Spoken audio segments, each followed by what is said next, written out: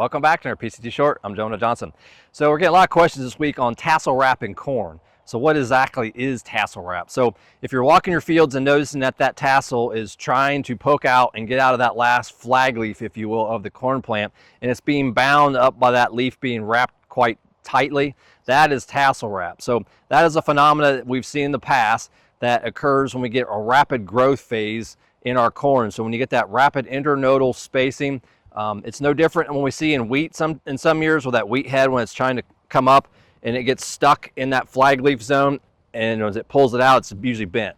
So this is similar to that. So what we're seeing is when you get tight tassel wrap and that slow release of the tassel, obviously pollination synchrony can be interrupted. So we have our silks that are typically emerged 2 to 3 days prior to the tassel and then pollen shed. And if they're waiting for that, that can throw out the synchrony.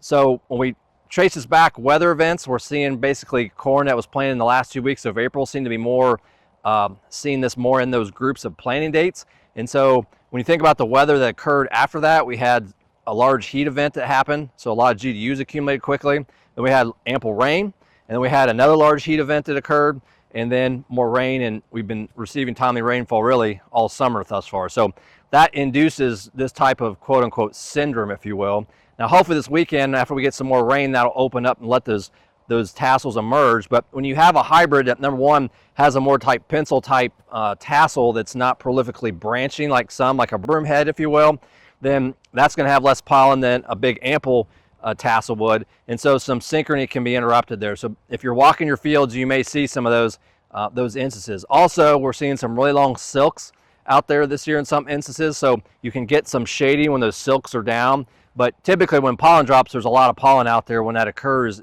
mid to late morning. And so hopefully there'll be enough pollen left out in your fields to pollinate some of those. But don't be surprised if you see some kernels or ovules that are not fertilized in your fields this year. So be on the lookout for that.